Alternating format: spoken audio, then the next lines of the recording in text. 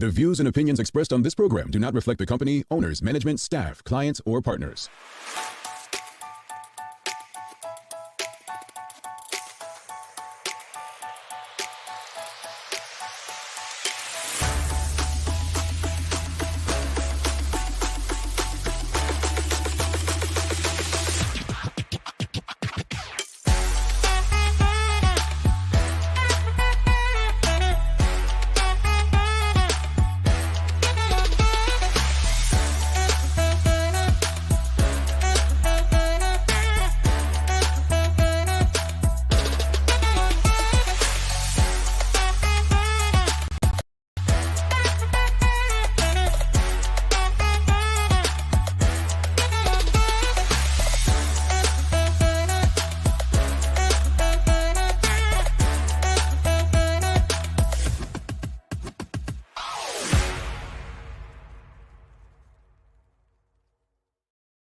It's Thursday, the 7th day of November, 2024. Welcome to Bermuda's Daily Talk Show. It's the Daily Hour brought to you by the BAC Group of Companies, Medical House Lindos, and People's Pharmacy. I'm Jamel Hartman, and Maya Palacio will be with you in a bit to bring you the latest in the news break brought to you by People's. How's everyone doing today? Hopefully everybody is happy, healthy, and feeling good. David Michael Wilson says it's a thankful Thursday. TDH fam and crew, condolences and sympathies to those grieving from both from and including my family. And love, light, and hope to everyone. James Burgess says, good morning to the Daily Hour team. I'm watching from home. Thank you, James. Hope you're well. And Suzanne Ingham says, awesome Thursday, Jamel and Maya. All right, folks, we're going to bring in Maya Palacio in early for the Daily Hour news break because, well, greetings to you all, and thanks for making us part of your daily routine. A good one today as we welcome the leader of the opposition, the One Bermuda Alliance, Jarion Richardson, onto the show.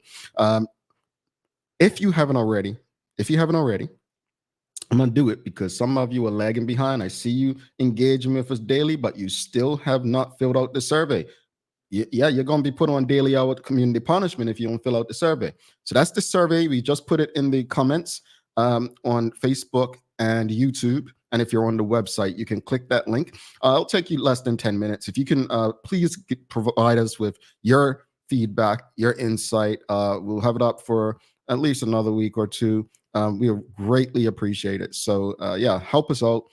Your feedback is crucial to what we do. So fill out the survey. And while you're doing that, on our website, don't forget to subscribe and follow us on all of our social media channels to stay up to date with all that we have going on. Help us grow beyond the mic as we do our part to continue to improve our community. As I stated, we're going to bring Maya Palacio in early for the Daily Hour news break so that we can have an extended conversation with the opposition leader, One Bermuda Alliance leader, Jarion Richardson. Let's bring Maya in and see what she's got for us in today's news break.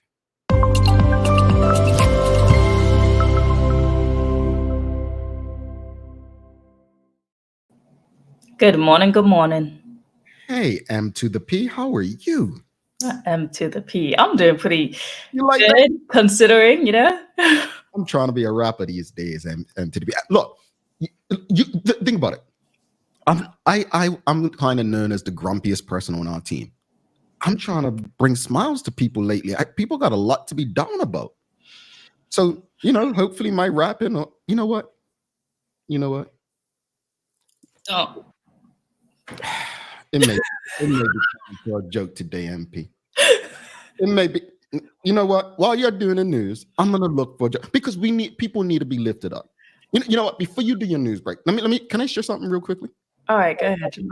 I want to share something because I don't post on Facebook as often, but I posted something this morning after yesterday, right? And here's what I said on Facebook: the U.S. presidential race is over. I'm in no position to tell anyone to get over the result because I believe people should be able to feel how they feel.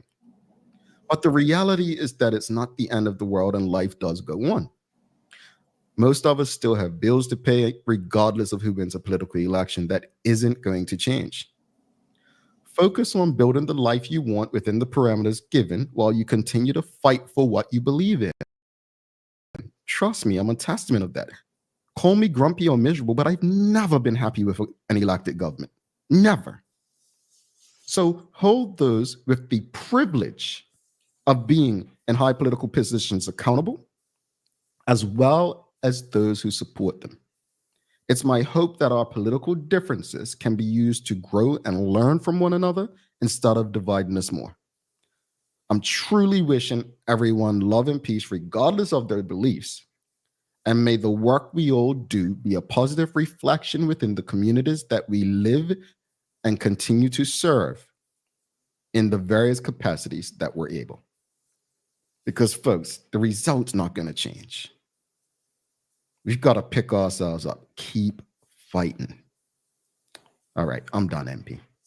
Oh, actually, with that being said, I guess it leads us right into our news break this morning. Good morning, everyone. This is your daily hour news break brought to you by the great people at People's Pharmacy. Starting out, the Bermuda Union of Teachers has said that the strain on teachers undergoing education reform in the public school system has become unbearable and entirely unacceptable. Now, you may have actually read a series of posts that was actually posted by the Bermuda Union of Teachers on their Twitter, also mainly known as X. So this is coming from a breakdown, a little bit of analysis from the Gazette and also what they said. But in a statement from Dante Cooper, the General Secretary of the Bermuda Union of Teachers, he goes on to open up and say that the Department of Education has failed to properly prepare for teachers' absences by keeping an adequate substitute teacher list. The union went on to detail safety concerns and staffing challenges in the signature schools. It claimed that inaction by the Education Ministry and Department were quote, abusive. On the issue of teacher subs, Mr. Cooper said, this is an ongoing concern, and this unit has articulated this concern several times in recent months, blaming teachers for a systematic failure. We will not let that stand. The Ministry of Education and the DOE should be ashamed for letting the situation deteriorate to these depths. These are not new issues. The Bermuda Union of Teachers has filed numerous grievances about these exact issues going back several years now, yet nothing has changed. It is, in fact, worse now. Mr. Cooper said that the heavily championed signature school program had yet to be fully staffed. And he added that there are classes on student schedules that have remained teacherless since they were created. And at Cedar Bridge Academy, these classes are covered by in-house staff as there is no one to teach technical skills classes available. So technical and vocational courses, the signature courses, are not being taught. The public spin is very pretty, says Mr. Cooper. The ideas are grand, but at the moment, the execution is leaving a considerable amount to be desired. Now, you will also recall that on this show, we mentioned when they had their sick out that the ministry said, quote, that they are unaware of any unresolved issues that would have prompted today's action, end quote. That's exactly what they had mentioned about earlier this month on October 30th, when they had the sick out at Cedar Bridge Academy, where nearly almost 80% of the staff was not there. And yesterday during a press conference, the minister did highlight, signature schools and said that there will be hurdles that happen along the way. Here's something that he said. Some long-standing practices and customs have slowed our pace, and recent events have underscored the complexity of change. By way of example, the issues most recently raised about some of the courses that are part of the signature learning programs at Cedar Bridge Academy highlight the challenges we face as we transform our system. We are working on issues around recruitment and scheduling and are committed to putting the resources and necessary changes in place to address them. As we continue this journey, we are committed to tackling these issues directly and with transparency. So, closing out, one more thing that he added in this press conference, just specifically about Cedar Bridge Academy. He said that they actually audited the school, and here's what they found from what was actually stated. To be perfectly honest and transparent, we have done an audit of Cedar Bridge, and I think it's important for us to ensure that under the signature learning programs, there are courses that are taught or classes that are taught. And once we did an audit of that, we recognized that the one course that was being taught, engineering, hasn't had an adequate engineering teacher since the inception of the program. All of the other courses actually have had adequate teachers.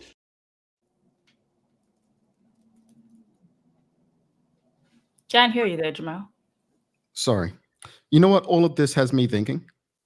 Mm-hmm. It's got me thinking, did the government jump the gun? You know how people always say, oh, they're creating all these jobs and opportunities, are they going to be for Bermudians? My question has been for the past couple of months, while promising these signature schools, do we have the the educators? Do we have the professionals? Do we have the engineers, the cosmetology professionals? Like, it's one thing to, I always say this, I'm going to compare it to a job. Just because someone's good at doing their job doesn't mean they'll be great at leading a team doing the same job, right? Just because someone's a good engineer or a good hairstylist or whatever IT person doesn't mean they'll be great at teaching something, right? I know in small communities that's how we move, but that's not how we progress. So I'm really interested. I'd like to see, like, be in a room and ask those questions. Like, okay, when you set out to do this, did you do an analysis of how many educators we had on island with this background? I'll stop there. No, those are good questions to raise. I mean, like the teacher said, the issue with substitutes has been ongoing. I believe even Raj, when he was here and talking about these issues as well, he mentioned as well that, substitute teachers, it's an ongoing issue, even though they constantly say that they have enough to fill. I can personally say in my years at Cedar Ridge Academy, I remember not having a teacher for my Spanish courses for probably a month. And people had to like keep coming in and out and just give us packets to use for that. And then also in cosmetology courses, I believe the family style teachers had to run up and do both classes between the cooking classes and the hair. Like, there was an issue back then. And I'm curious to know what people have to say about the issues today, because if it's an ongoing issue, if they're having sickouts, something's happening. But they do say that they're trying to be transparent with it. He did say that they put an audit out on it. Nothing's happening. We're just making stuff up. Come on. Nothing's happening.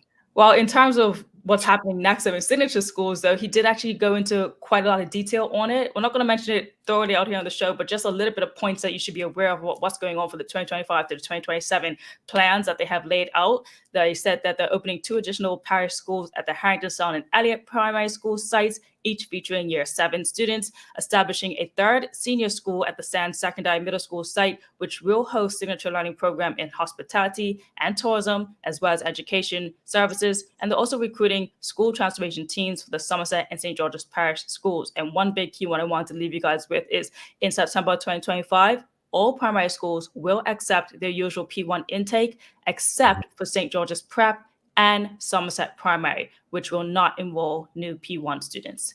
So we'll go into more detail on that later, next week probably. But in other news, I put on my Instagram poll a question that sparked quite a response that I didn't really expect. Basically, I had asked, why do you think that young people are carrying bladed weapons?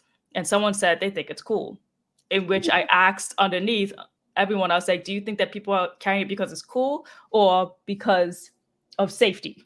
Can't quite say that, but the good question was of safety. And it was basically 50-50. 51% said they believe young people are carrying it because it's cool. And then 49% said they believe it's carrying it for safety. And about 100 people actually voted on that poll. So that was... Carrying it because it's cool would mean that others know you have it. I thought the purpose would be to conceal it so no one knows you have it. That honestly, I'm so far away from that generation, so it won't make sense to me, but it makes sense to them. So I'm not judging. I just find it interesting. It's an interesting response indeed. And then just so you know, tonight, actually, there's going to be efforts to empower the community and protect the youth at Sands Parish Council. They will be presenting and identifying and combating the dangers of gang grooming. The event is happening, again, tonight, 6:30 p.m. at the St. James Church Hall, and it's going to be led by expert Toledo Brewery. He has been a part of the Bermuda Police Service, or has been a police officer. He's there for over like 20 years, and he does a lot of combating and therapeutic messages and tries to, provoke antisocial behaviors among the people and mainly the youth. So that'll be happening tonight. Anyone that wishes to go, and they're trying to equip parents and guardians with the knowledge to recognize and counter these harmful influences. So the session is open to the entire community, even though it's led by the Sands Council as well. So if you are interested, that's something that you can go to tonight to find a little bit more information. All right. Yeah. And an update on Tempton Princess that we have here in the ongoing renovations. They did say that they have started demolition, which we know, and other containers and construction materials and equipment have arrived, with more to come. However, the delivery of scaffolding and swing stages has been unavoidably delayed, but expected to be installed around exterior of the building in December. And I guess the final thing that they also mentioned is that look out for some ads because a variety of positions, including masons, painters, and carpenters, have been published to help with the building. Okay. No comment. That's one of those things. Wait and see.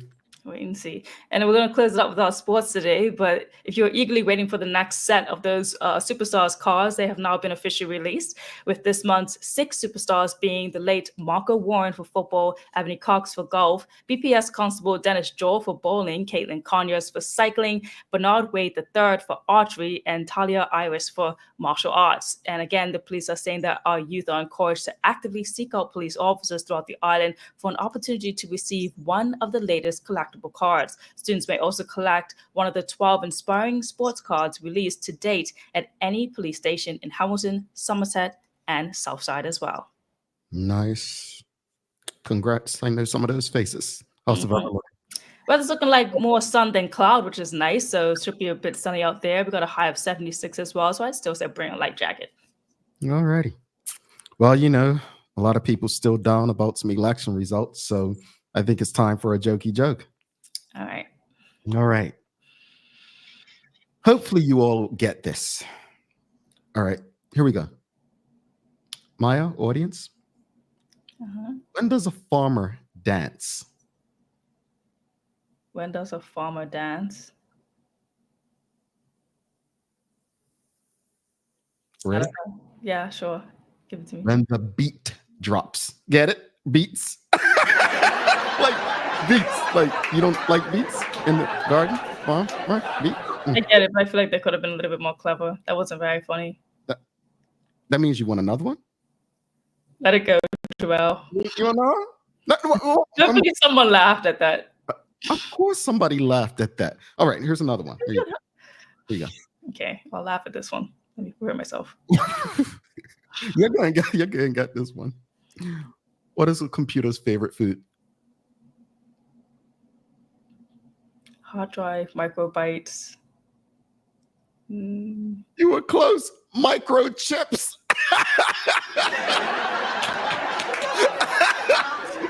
You said microbytes.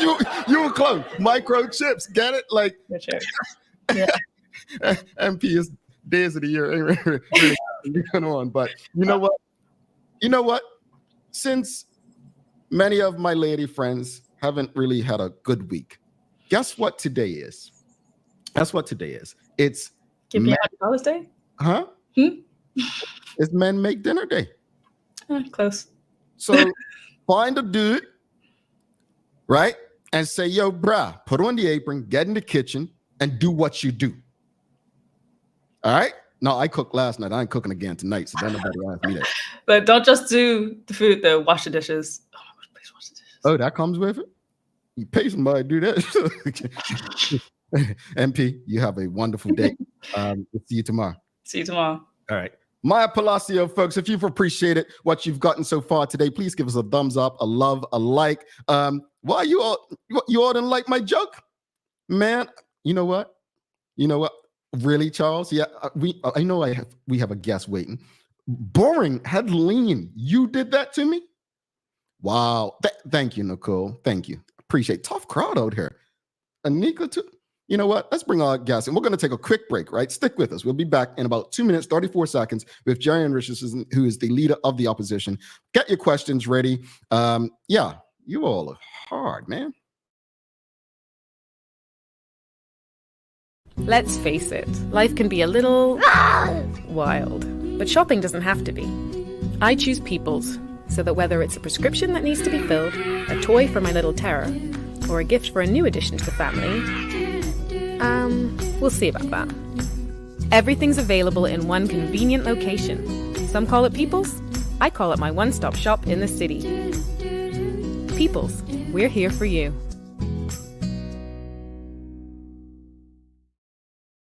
Welcome to the new bulk store, Lindo's Next Level. Wake up in the morning with enough coffee to keep you running throughout the entire day. Your pet at home deserves the best. Stock up on dog food to keep your puppy happy. Need a quick, tasty lunch at home? Your chicken nuggets will be jumping right out of the freezer. What's a movie night without popcorn? You can never have too much. Lindo's Next Level. Why go anyplace else? Unlock your business potential with BDC's General Microloan, offering up to $30,000 for Bermudian small and medium businesses. Whether it's for inventory, working capital, or equipment, we provide 100% guarantee on approved loans. Simple application, low interest rates, and fast processing. Apply today and make your business dream come true. Looking for the best care for your pets? Novazok Feed and Supply has everything you need, from top quality foods to toys and supplies. We've got it all. Join our frequent buyer program and earn rewards every time you shop. Plus, we've been awarded the Clever Customer Initiative program for helping you save more.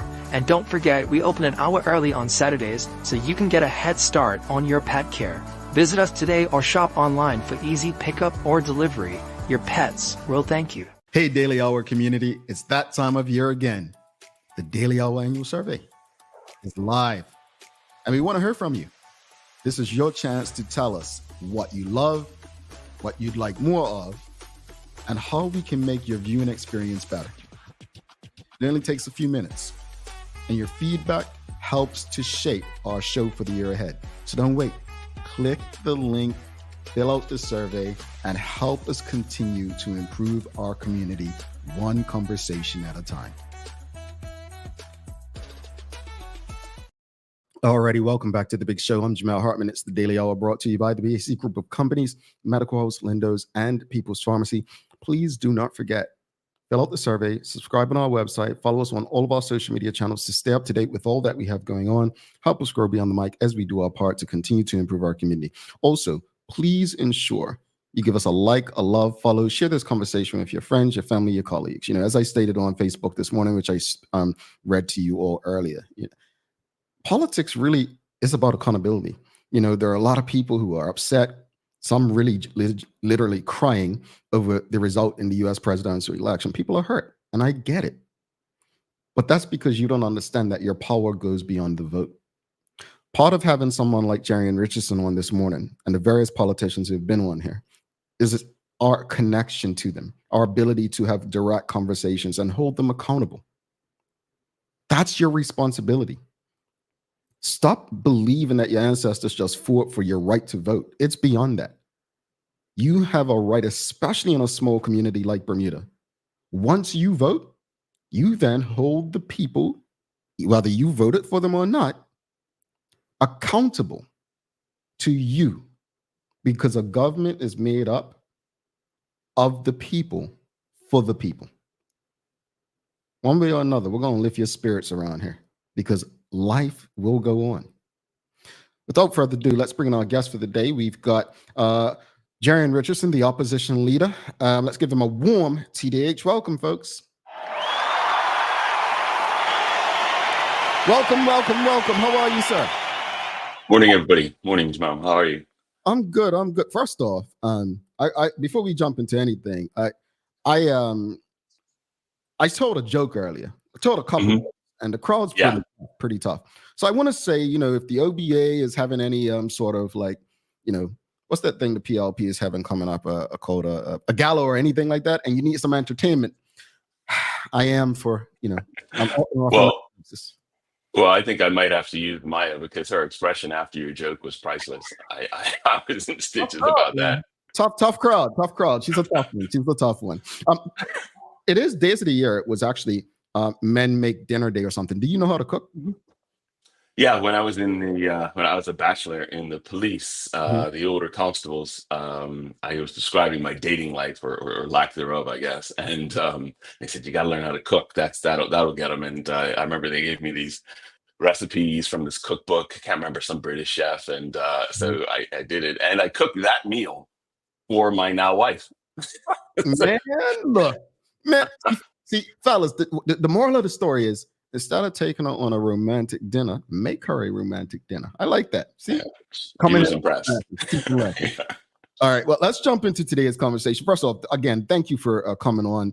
It is early, and thank you for engage with us and the audience. But let's start with the by-election last month. EOBA candidate Carl Nesbitt, for lack of better words, came dead last of the 4 candidates who contested the recent by-election in 36. Yeah. What do you and the One Bermuda Alliance make of that result? There's a couple big takeaways.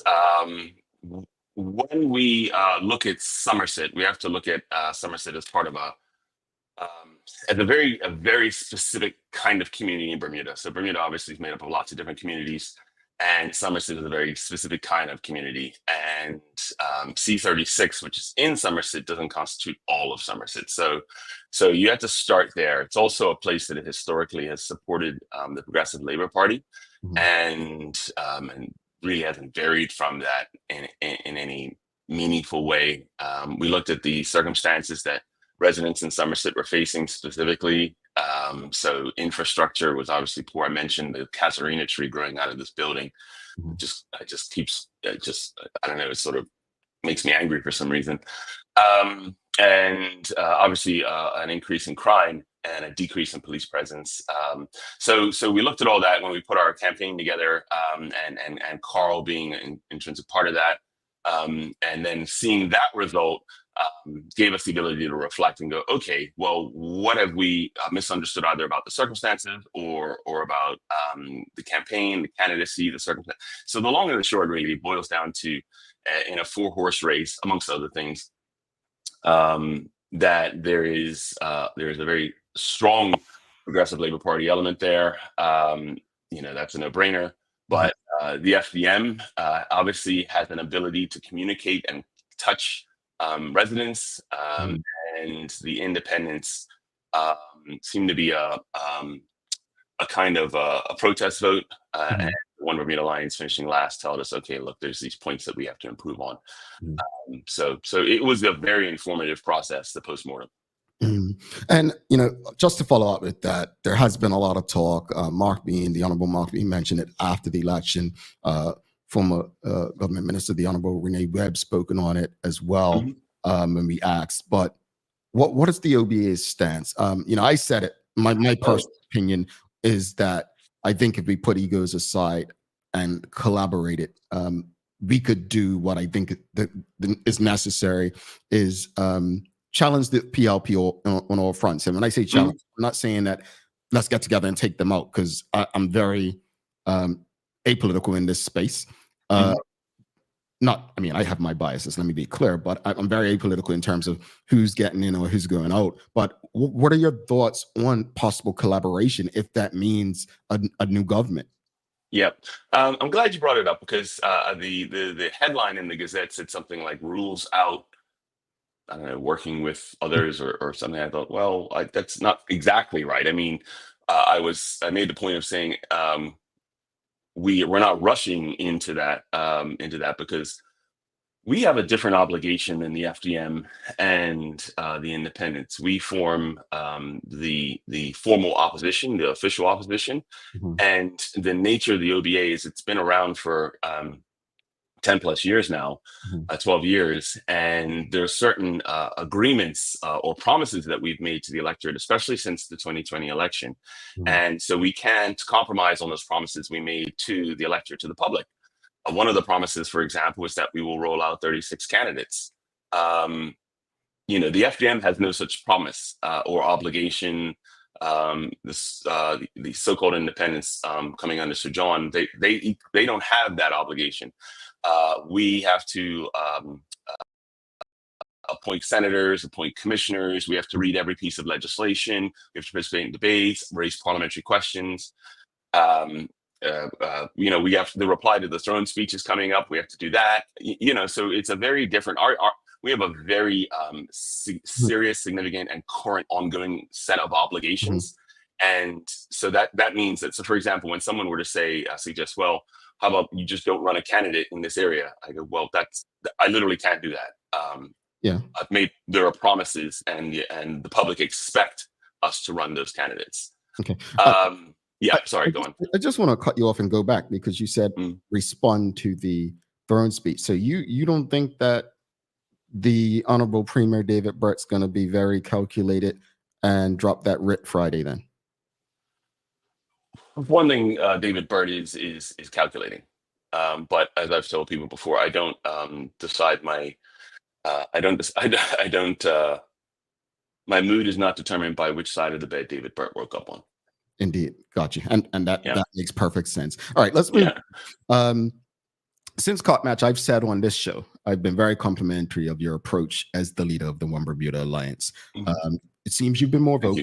Maybe you have or haven't, but just from my perspective, it seems you've been more vocal, more aggressive in your tone. However, there are still some people who feel throughout social media that the opposition is almost seemingly non-existent. What do you say to that? There is no cap. It's a subjective measurement, right? So there's no cap as to how much I can communicate. I can always try more, but I remember I was out canvassing once, and a person said, "I don't hear from you much." And I thought, well, I was on the news last night. I'm on the front page of the paper tonight. But that might not be how they get their information. So it's understandable that they're not seeing it on social media. Yes, one of the things that I've learned since joining politics is that communication is not free. It takes time and money, and the OBA is a relatively small organization in comparison to others. The Progressive Labor Party is absolutely huge, millions of dollars in treasury, hundreds of members, thousands of members, hundreds of volunteers, and control of a $1 billion government. That they've got a lot of resources.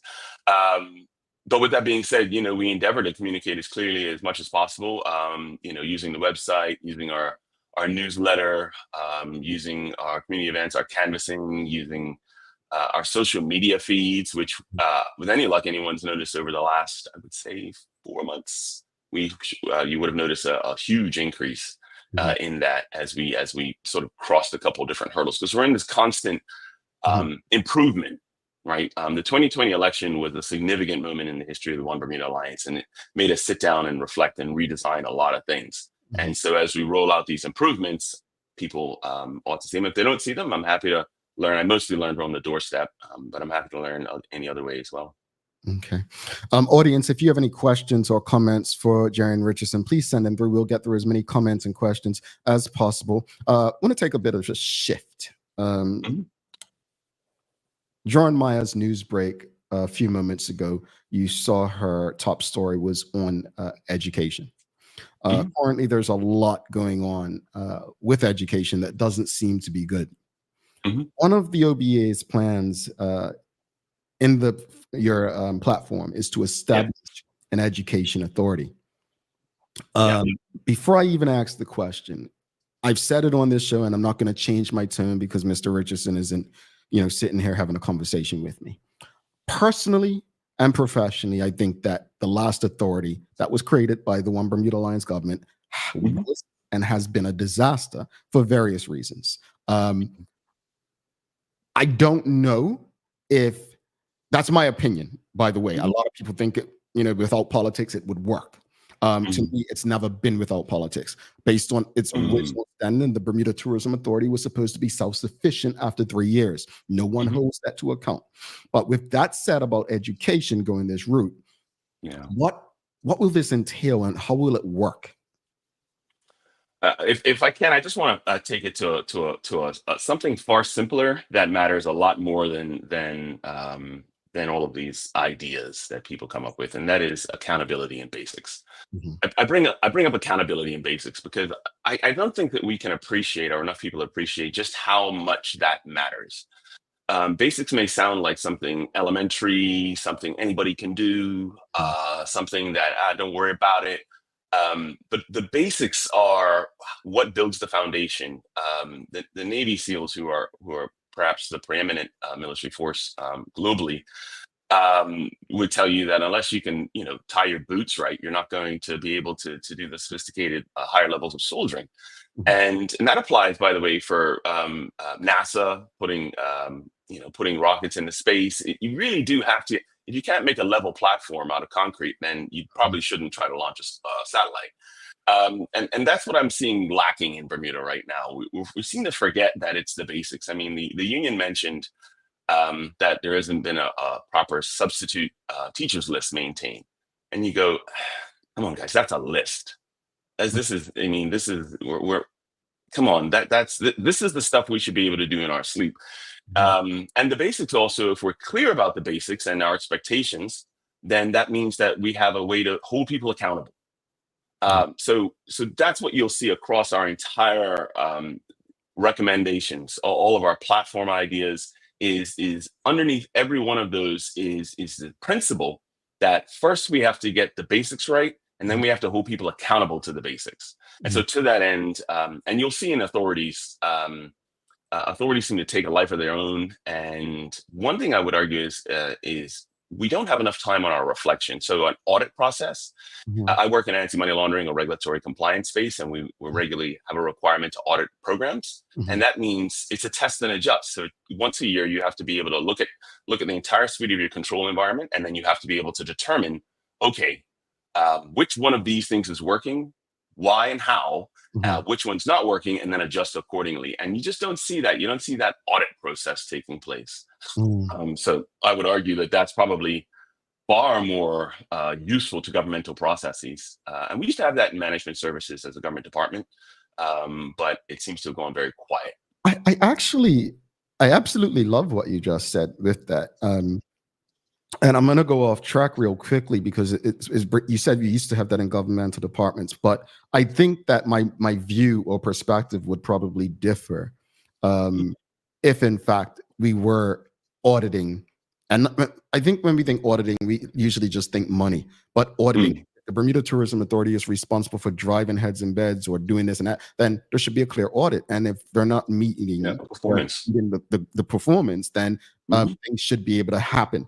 People should have to go rather than sticking around there making what they're making without the results. Now, in saying that, I want to go off track real quickly because you said we used to do that in government.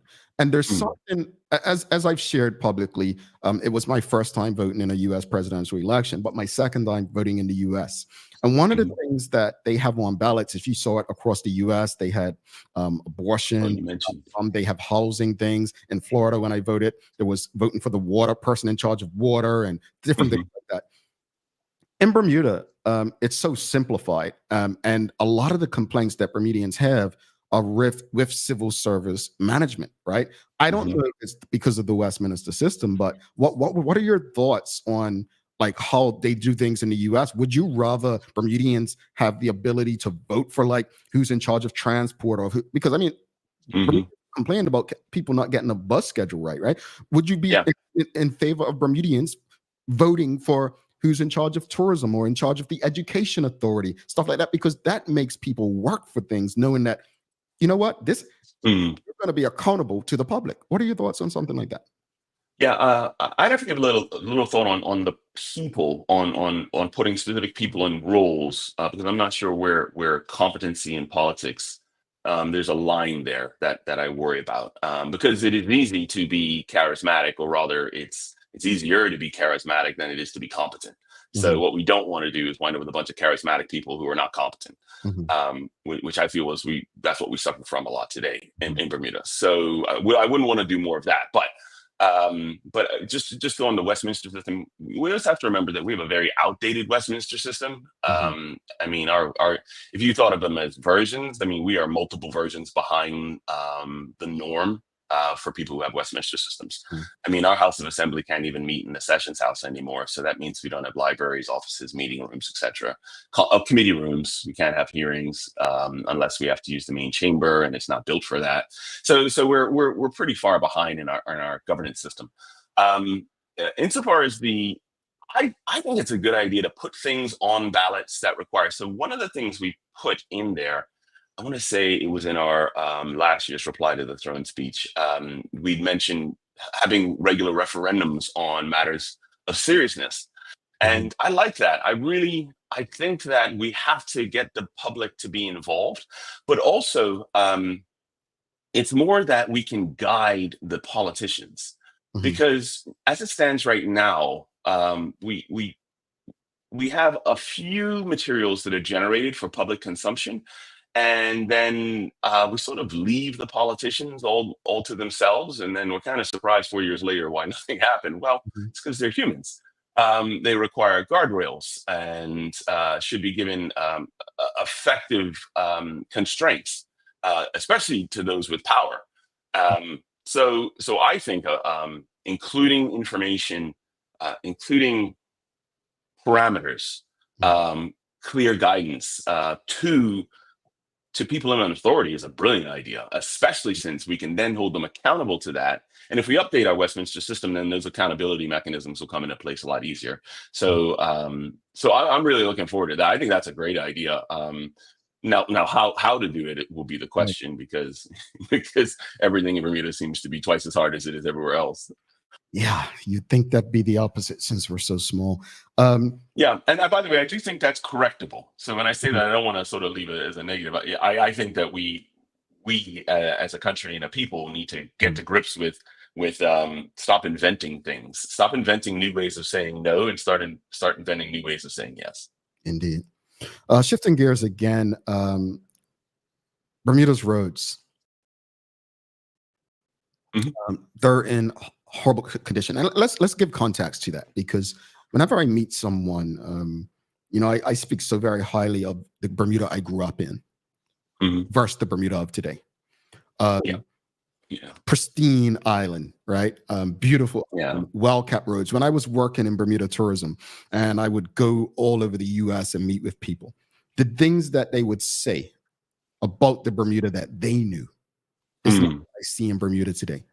If I were leader of Bermuda, I would be embarrassed if I actually cared about the island. Right.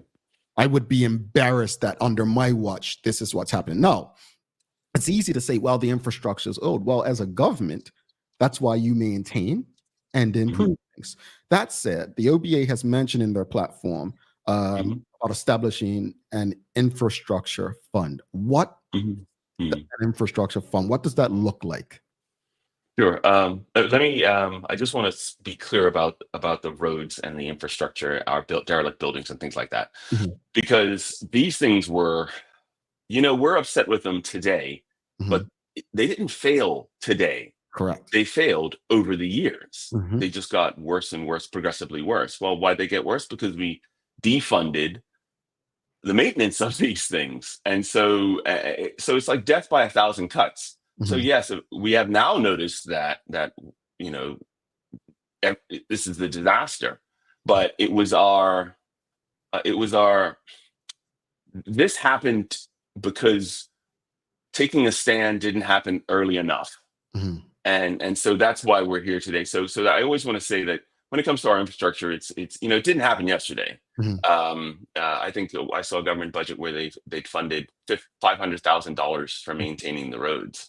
This was a couple of years back when we did a budget debate, and it just blew my mind. It floored me. I thought, it's a $5 million maintenance budget line item year on year, guaranteed. That's what it takes to maintain. And someone thought, no, I can get away with just defunding it to the point, and now we have these roads. So I just want to bring that up. That maintaining roads and having roads, that requires a mature government willing to constantly pay for that as a priority instead of obviously defunding it for whatever side project.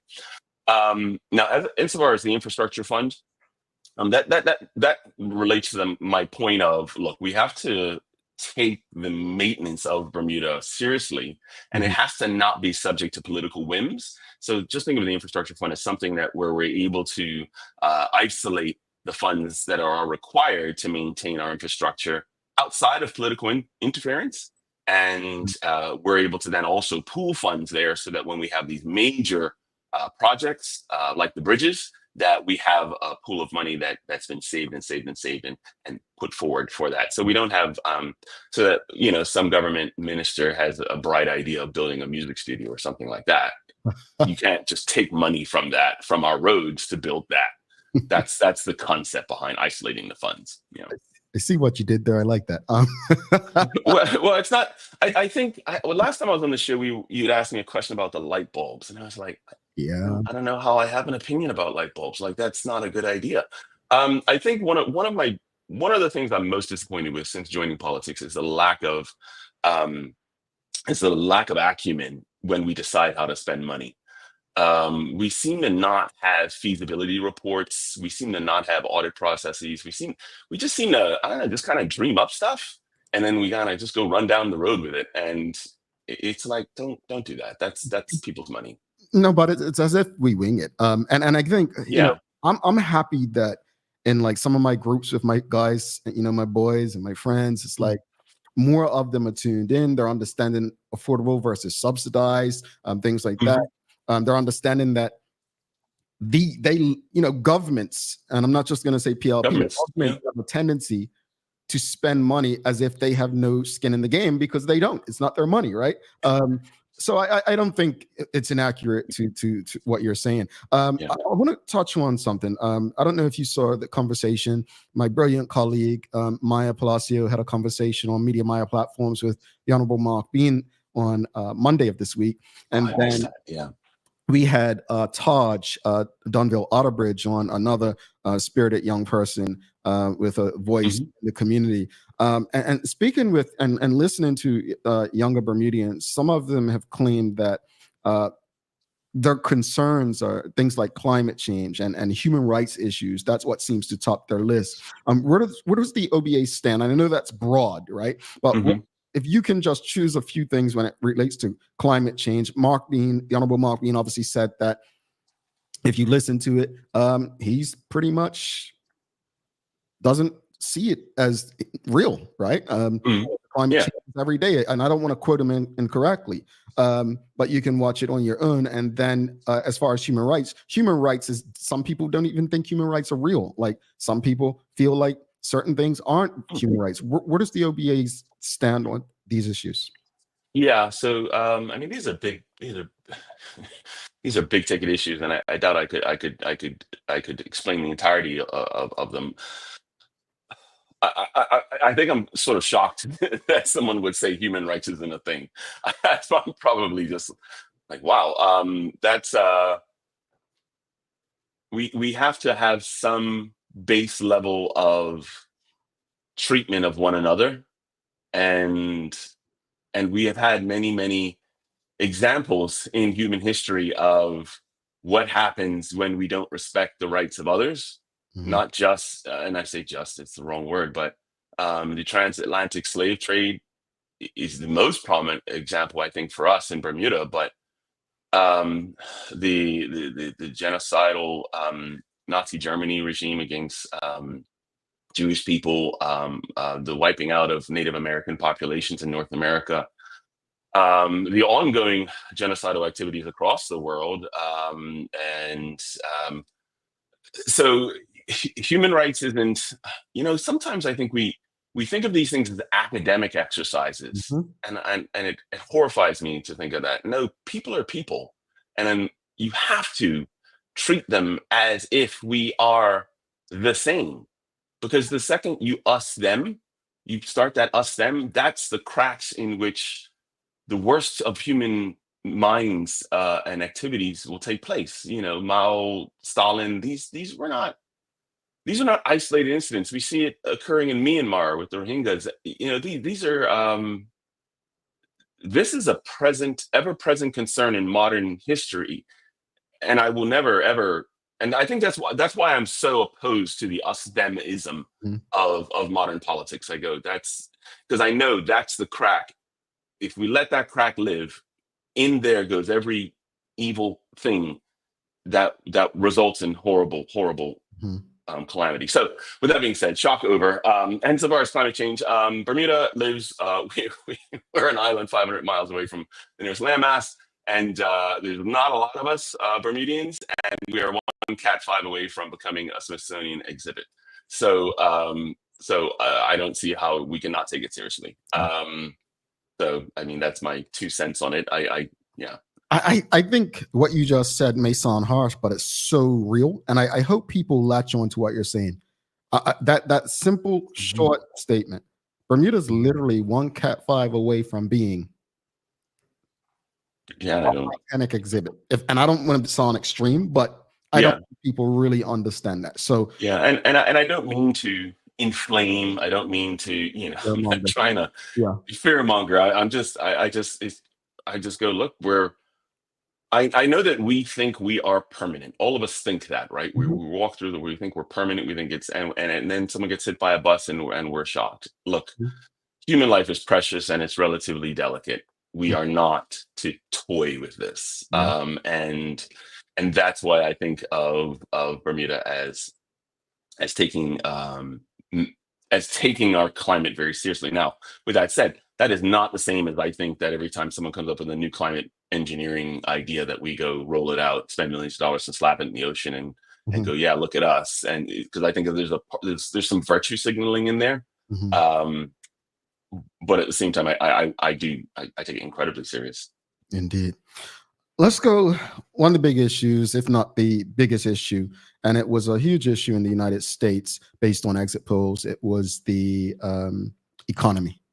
Mm, The cost of living is a big talking point in Bermuda. I yeah. think that's how most people think that President Trump got over the line in Mhm. the fashion he did, because people, the price of eggs and bread and just it's rising, and people cannot afford to even live paycheck to paycheck. Bermuda is in a state where we it's I mean, when people tell me what their utilities bills are, I'm like, how can you afford to pay that, especially as a single person, right? Yeah. Don't be a single person with children. Well, what are the OBA's plans to lower the cost of living in Bermuda and make it more feasible for the average Bermudian to be able to live? Mm. I think first we have to be very clear what we mean by cost of living, because then we have to tackle it one item at a time instead of as a theme, or as a you have to be very there are relatively few controls levers that we can pull in Bermuda. Push and pull, as a small place is subject to our largest trading partner. The US catches a sneezes, we catch a cold. Mhm. So we have to be quite refined in what we're doing. And I just want to say on the cost of living, um, Bermuda has a very unusual economy in terms of how we determine how successful it is. We have a pressure valve, as it were, to the UK. So when someone is we have the ability simply to leave our economy. Mhm. And I think of the number of Bermudians who have just decided, okay, this is just too expensive, so I'm just leaving it. Now, just think about if those folks were unable to leave and go to the United Kingdom, them staying in Bermuda, the financial assistance, how much that fund would go up through the roof. So I always want to point out that we're lucky to have that relationship, and cost of living is shows that. Insofar as our direct actions on cost of living, food, energy, housing are our main contributors. And as it relates to food, we you already saw a consolidation of market actors. The PLP have had the Cost of Living Commission that came up with a few good recommendations, but again, there's only so many levers that you can pull on that. Mhm. I think part of a wider food strategy is making the production of food locally important. Again, will we be able to make enough to consume Mhm. on island? Um, no, because we have 60,000 people and 21 square miles. But the fact is that we can reduce the price by consuming local goods, by making sure that it's easy to produce food in Bermuda and then consuming that as a matter of priority. Yeah. Under energy, for example, expanding the powers of the legislative responsibility of the regulatory authority to make sure they take into consideration when Mhm. they approve energy prices, Mhm. taking into consideration cost of living concerns and consumer concerns. In housing, by rebalancing the landlord-tenant relationship or legislation. I can't tell you how many houses we've canvassed where we've asked the landlord, "Your place is empty. Why is it empty?" And they go, it's just too much fuss. It's going to cost me. Ironically, it's going to cost me more, or to rent it out than it would be to simply put family in there Mhm. whenever they visit or something like that. So it's not just economics is a social science. So it's not just a question of which tax and tariff to play with. It's also a question of what to make easier and harder in Bermuda so Mhm. that people can contribute to reducing that. But the biggest one is really expanding the population. Mhm. We have to spread costs across more people. The fewer people that we have in Bermuda, especially as those fewer people then age, Because don't forget, at some point, a person who's aging is going to stop contributing Mm-hmm. into that bucket.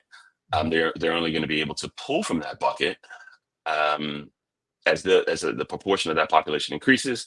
We then now have fewer and fewer people. So not only do we have people leaving and not paying into the bucket, but we also have people who are aging and not able to contribute to that bucket. So we do have a serious problem. And audience, I'm going to get to the various questions and comments, but in saying that, I think that was a big thing when the One Bermuda Alliance was in government previously, governing Bermuda, was I think the whole pathways to status thing. One of the concerns is I think both parties and most Bermudians understand the need to grow the population, but both sides seem to have different perspectives on what that looks like. It's one side believes that the other is about growing the population to maintain political power. The other side is about growing the population, probably bringing Bermudians back home first. What are your thoughts on how do we grow the population? How do we go about growing it? Whereas, because Leona Nanang Amadale says Bermudians are also not too many years away from being a minority in their own country. Yeah, so I saw the deputy premier was speaking, or was the premier speaking about Kamanians being a minority. I think what they're talking about is the number of people of non-Kamanians in the country versus the number of Kamanians. But I think we should bring up the Kamanians are still the ones who are politically in charge and make all the political decisions and vote and guide the direction of their country. So yes, I take the point that there are more non-Kamanians than Kamanians in Cayman, but Kamanians still retain control of everything. Expanding the population. Yes, so we're going to have to incentivize people to not only come into Bermuda, but stay in Bermuda. And that really goes back to making life in Bermuda easier. It goes back again to basics. I feel like a broken record sometimes, but we do have to make life in Bermuda easier for people to be willing to stay here and Bermudians to be willing to return.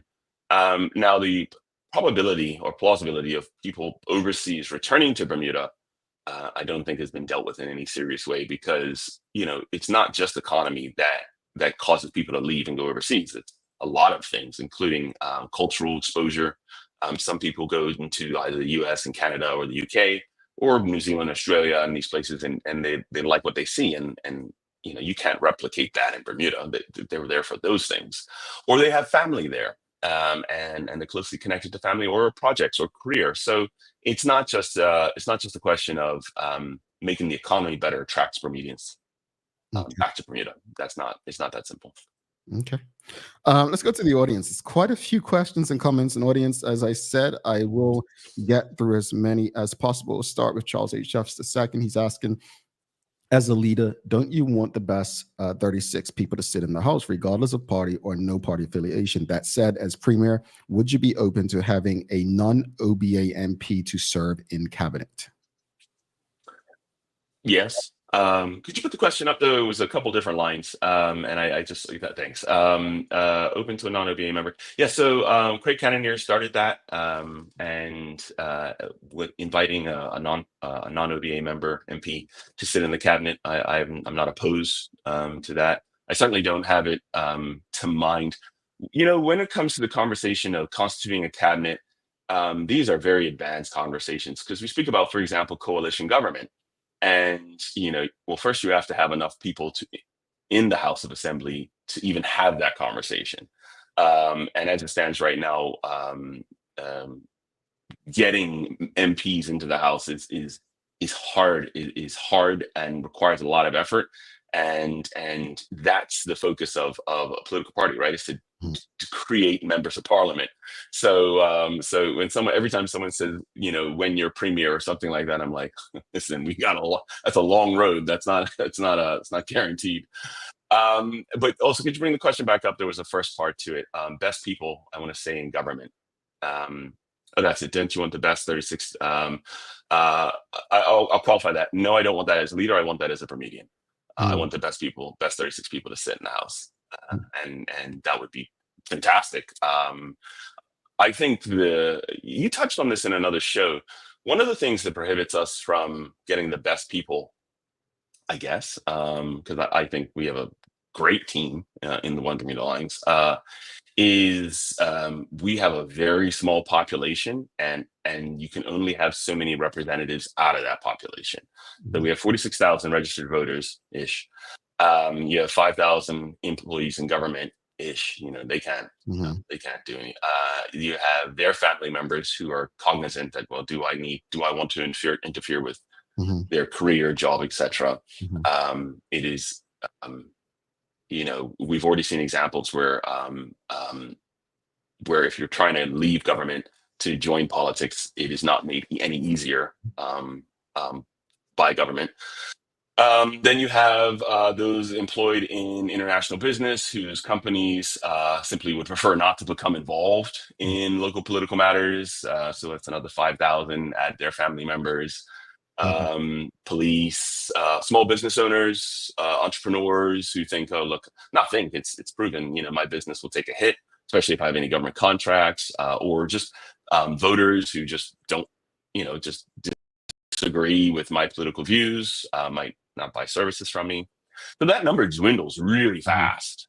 So the number of Bermudians who are actually capable of representing their communities is relatively small. Indeed. Another question. Dorian says, what's happening in C9 with Vic Ball and Vance Campbell? Yeah, so that's an internal party matter. That's so what happens is our Constitution is public, though, and I can't speak to the exact pieces of what's happening pursuant to the Constitution, but it applies, and it's going through that process at the moment. Yeah.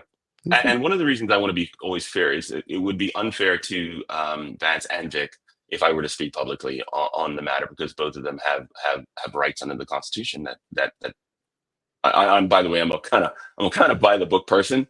So I guess that's what happens when your primary career is regulatory compliance. I can tell you a lot of people in the audience, their minds are going to be like, drama in the OBA from that. But no, thank you for that. Drama. Yes. Yeah. I would say one thing I always want to point out is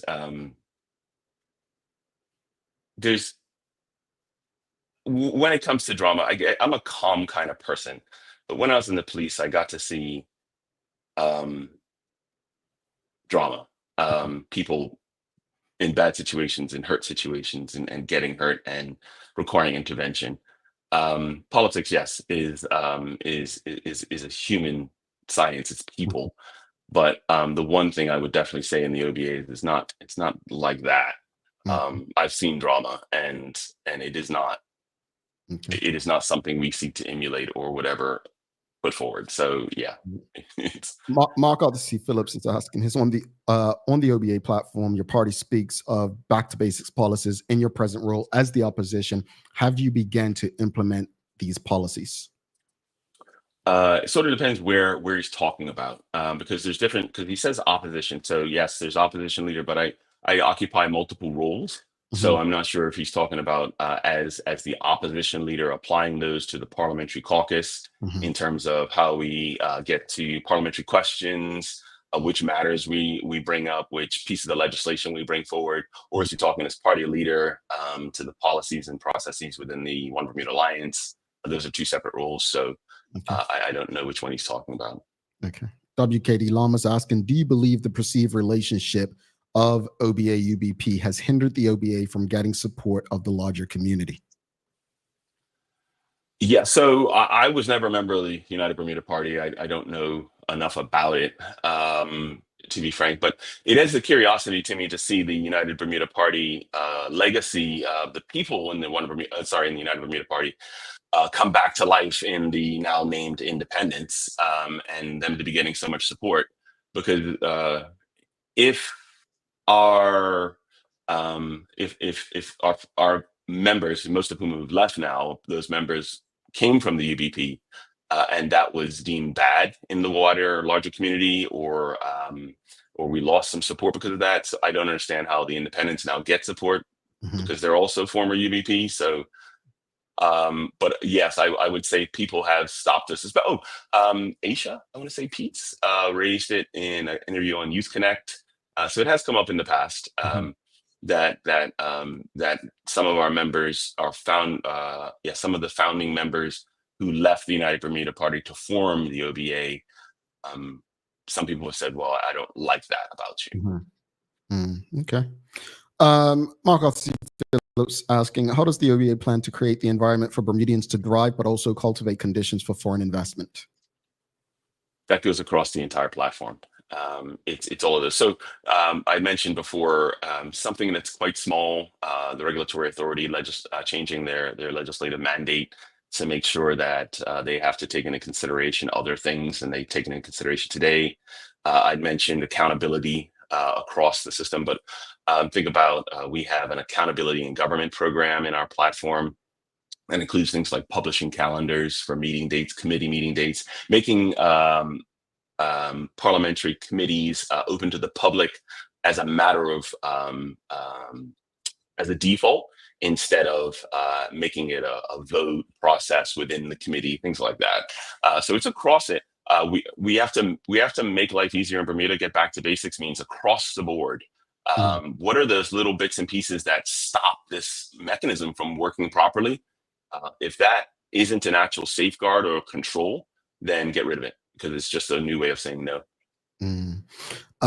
Charles H. Jeffers II, he's asking, would that infrastructure fund be a certain percentage of the annual budget? Yeah, we're gonna have to see. So the One Bermuda, when the One Bermuda Alliance formed the government, we discovered a number of things that we had not known in opposition. So one of the things that Shadow Finance Minister Dr. Doug Takuto, and I agree on is there's a lot in there that we're going to have to get to grips with when we lift the hood of the car and take a look in and go, okay, we see this. We're able to do this, and this, and be very transparent about our findings. Okay. We've got Renee Simmons asking, if a snap election was called, do you have the full amount of candidates for each constituency currently available? Yes. So we have the 36 filled up. One of the things you learn, though, is that conditions change over time. And so, for example, if someone, their mother falls ill overseas, they have to fly overseas, and you don't know how long that person will be overseas, things like that. We also have multiple people lined up for seats. So a person might want to. A person, like, so for example, we adopt a candidate into a constituency, and that person is then in the process of changing jobs, or they're working in government, or there's a number of reasons why we're not going to roll them out, or we might just not want to roll them out in at that specific time. We want to actually line it up with a different event that we're doing. So there's a lot of reasons, but the short answer is yes, we have 36. Alrighty. And that, by the way, was one of our, again, that promise was quite explicit from the 2020 election. So it's very important to us. All right. Michael Daniels says, Mr. Richardson, you have some interesting thoughts. Do you plan to do more interviews so that the public can get to know you? Absolutely. Absolutely. We have a great comms person who helps with scheduling these things.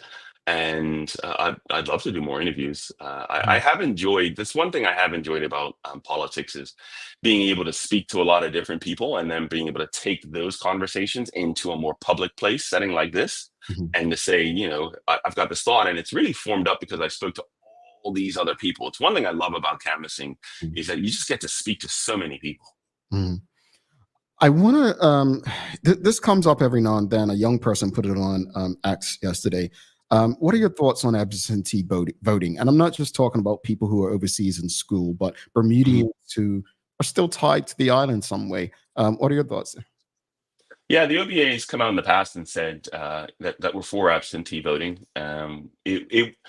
Part of it will have, the thing we're going to have to figure out about it is what that how are you eligible for absentee voting?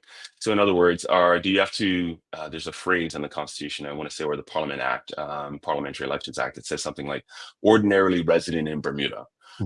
So this is where our legal beavers are going to have to suss that out. But yeah, in principle, definitely. The question is, where is that line drawn? Because what you don't want to do, you want to make sure that someone actually has an interest in Bermuda and is and I'm not sure where that line is, but I don't see a problem with it at all. In fact, we espoused it. Yeah. Yeah, I think it's so it represents an archaic Bermuda when you can say that people have been removed from the registry who've been left for like 5 years versus someone who's left 10 years who's still on the registry and hasn't even visited Bermuda. It's just it's interesting, and I think the line's so blurred with that. I think obviously you want to avoid potential fraud and the like. How are you going to be able to monitor whether someone's passed away who's overseas and someone else is voting on their behalf? It's a lot of security issues, I guess. But I think the current process is probably outdated and definitely needs to be looked into. And that goes back to my point for all of our governance systems, Westminster systems. They're all generally outdated. So it's quite a lot. And I think that's why we have a hard time holding politicians accountable in Bermuda, is because we have a system that really does need an uplift. Indeed. Before I let you go, I think it may have been Oakland, California, they recalled their mayor this week. I know that correct me if I'm wrong, but I believe in the 2012 platform, the One Bermuda Alliance had mentioned something about recalling MPs. Look, people get very unhappy with politicians. I keep telling people, a lot of people keep saying, well, we've got 4 years of Donald Trump. That's not true. You've got 2 years, because to vote for Congress, people, is every 2 years. And if you're not happy in this first 2 years, you can flip Congress. And Congress is where a lot of the power is held. So I want people, we make a lot of statements where fairly or unfairly, we're not educated on certain systems, right? Yeah. That said, that he's been given a mandate in the US, and the people have to hold him accountable. In Bermuda's context, the recall of an MP, I believe that the people deserve a right to recall an MP. What's your take as leader, and maybe your party stance on being able to recall an MP?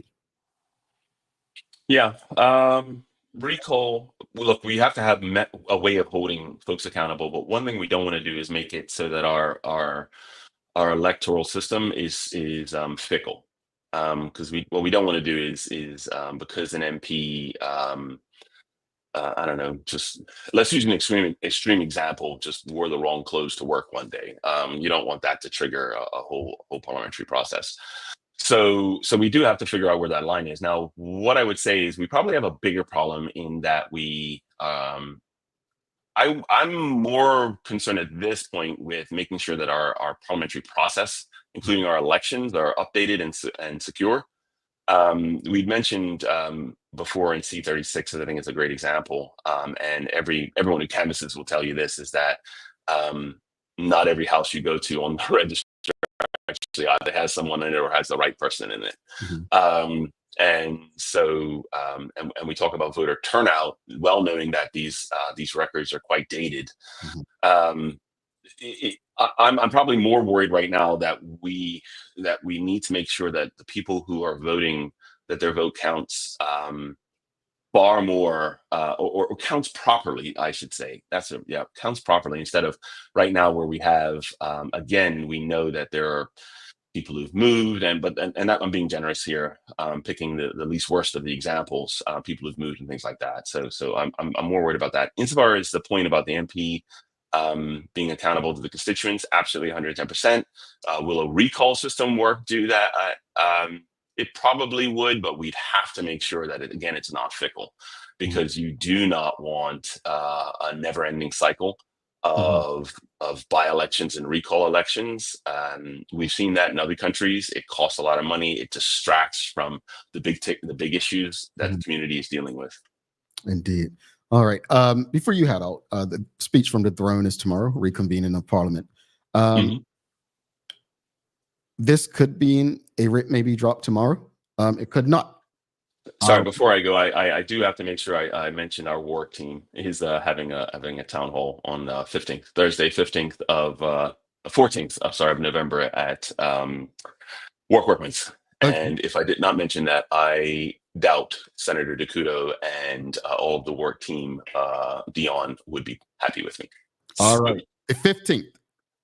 Yes, on the sorry, the 14th, Thursday the 14th. 14th, Yeah. Thursday the 14th at Workman's. Yeah. Sorry, you were saying about the possibility of a written election. Yeah. There's a possibility again that the premier may drop a writ or not. In the event that he does, Renee Simmons already asked, "Do you have candidates?" In the event he does, how prepared are all of your candidates to go full steam ahead right now to capture the government to serve Bermudians? 110% and willing. I think, and I just want to, when you volunteer for something like this, and we make sure we communicate to candidates that when that general election is called, it's go time. And it's a big ask on people's lives, the big ask, especially for parents and business owners, because they have a full life. And what we're asking them to do, not just we as a party, and not just we as elected officials, already elected officials, but we as Bermudians, as Bermudian voters are asking of them. It's a big, big ask. So I always have an incredible amount of respect and time for anyone who's willing to put their hand forward and to become a candidate. And I can definitely say for our candidates, they are 100% prepared and willing to go into a general election. Jarion Richardson, thank you so much for this conversation this morning. As said, you've been, it could just be me, very vocal over the last couple of months, holding the government to account. My hope, and I'll be very direct with you, I've said it to many premiers before, my hope is that if you do become the premier as the leader of the One Bermuda Alliance, is that we've seen it happen. You become a better leader, but don't change to the point where now maintaining power becomes the most important. Oh yeah, that's the worst possible outcome. Yeah, absolutely. So we wish you the best. Please know this platform is open to any and every person interested in sharing their political perspectives and their plans with Bermuda. I thank you for making time for us and our audience. And if you haven't already, please fill out our survey. Will do. Thanks, Mel. Thank you. Take care, everybody. Jarion Richardson, opposition leader, please give a thumbs up, a love, a like if you appreciated that conversation today. We're going to take a quick break, 57 seconds, come back, daily play. Whoever gets this right will be eligible for tomorrow's prize. But make sure you share the conversation with your friends, your family, and your colleagues. Hey, Daily Hour community. It's that time of year again. The Daily Hour's annual survey is live, and we want to hear from you. This is your chance to tell us what you love, what you'd like to see more of, and how we can make your viewing experience even better. It only takes a few minutes, and your feedback helps us shape our show for the year ahead. So don't wait, click the link, fill out the survey, and help us continue to improve our community one conversation at a time. Take a look at our workwear for construction workers and tradesmen. Durable, stretchable in all the right places, and plenty of options for tools and accessories. Pair with our wide range of tough and comfortable footwear. You can't go wrong. As you can see, Medical House really is a one-stop shop for everybody. We can't wait to see you. See it all at our new expanded location on Bakery Lane. All righty, welcome back to the Big Show. Thank you so much to the opposition leader, Jarion Richardson, for stopping by and engaging us on this day, having a conversation with all of you. Really appreciate that. I want to thank the BAC group of companies, Medical House Lenders and People's Pharmacy, for ensuring we can have these conversations with you on a regular basis. And folks, if you haven't already, please give us a thumbs up, a love, a like. Make sure you share the conversation with your friends, your family, your colleagues. It is time for the Daily Play, brought to you by Bermuda Trivia, now available at stores throughout Bermuda. Follow Bermuda Trivia on Facebook, Instagram, X, and TikTok to find out why it's Bermuda's favorite trivia game. All right, folks, it's a name that place. Name that place. Here we go. Well, I'm gonna, yeah, okay. Swahili is the language to greet one another as hello by saying jumbo in what country?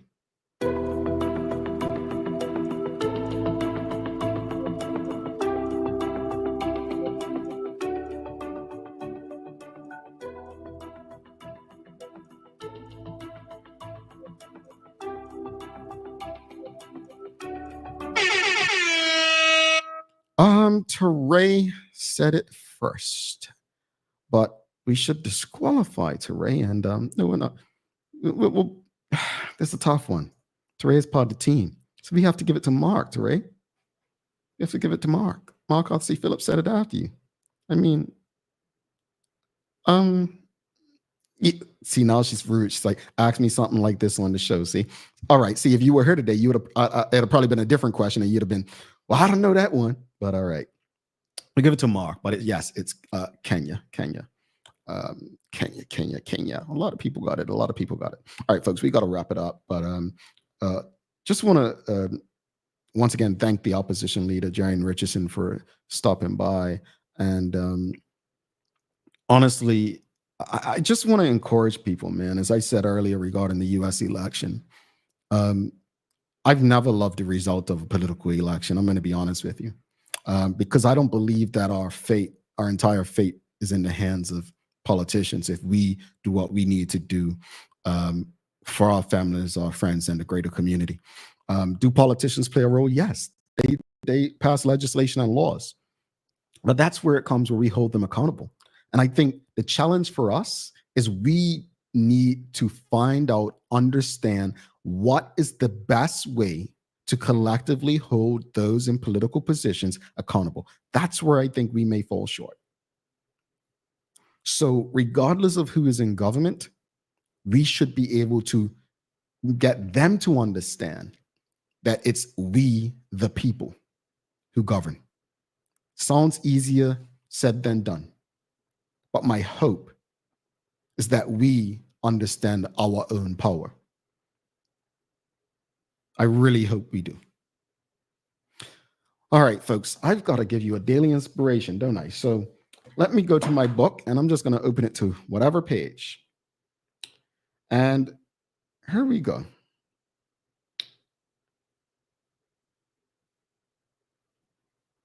John Hope Franklin, is a writer and historian, said it was necessary as a Black historian to have a personal agenda.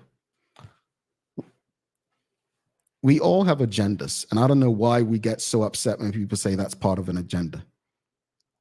An agenda is not a bad thing. An agenda is really a set of plans or a table of contents on how we plan to live our life.